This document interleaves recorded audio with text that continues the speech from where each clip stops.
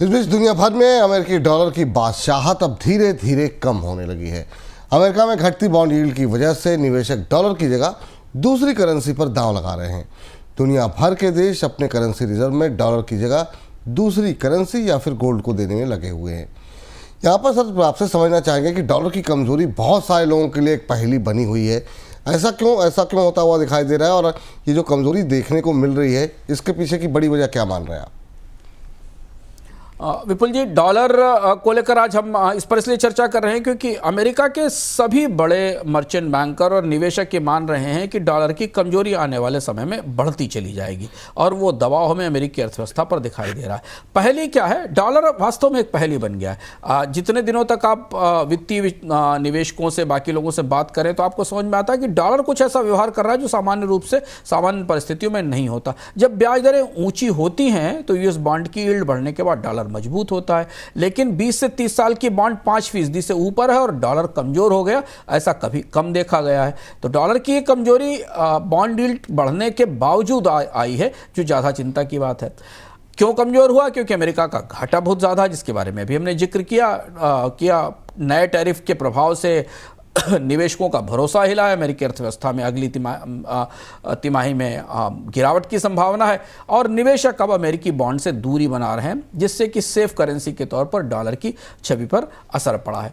US में मंदी के कारण डॉलर और खासतौर से यूएस ट्रेजरी एसेट्स, जिनको दुनिया में सबसे सुरक्षित माना जाता था, एज गुड एज गोल्ड माना जाता था, वहां से निवेश निकलना शुरू हुआ है।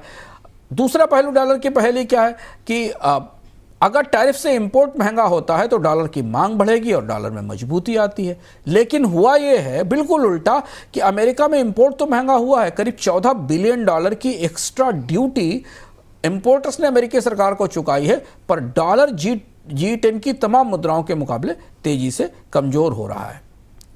जी, बाजार ये मान जी बताए। नहीं, मेरा सवाल अब ये था कि सर आप अपनी बात कंप्लीट कीजिए। मेरा सवाल ये था कि मतलब क्या डॉलर अब वाकई में क्या भविष्य के लिए क्या सुरक्षित मुद्रा रह भी पाएगा कि नहीं रह पाएगा?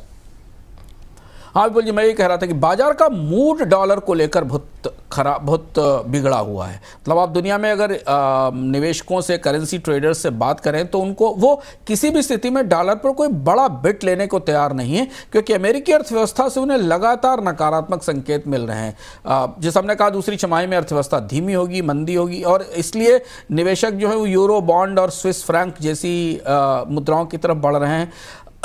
ये माना जा रहा है कि अमेरिकी अर्थव्यवस्था के दबाव के कारण डॉलर और गिरेगा भी।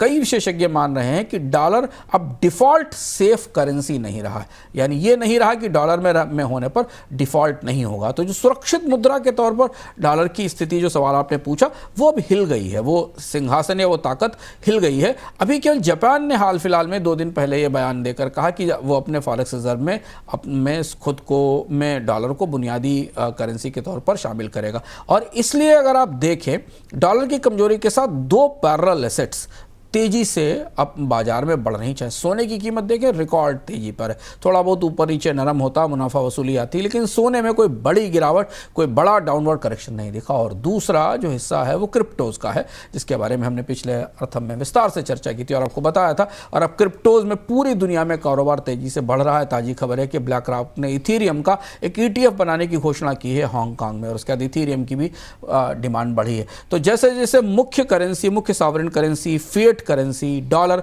कमजोर हो रही है, सोने और बिटकॉइन की मांग बढ़ रही, जो डॉलर की बादशाहत के लिए, डॉलर की दुनिया की सबसे बड़ी मजबूत मुद्रा होने का जो सिंहासन है, उसके लिए निश्चित तौर पर खतरा है।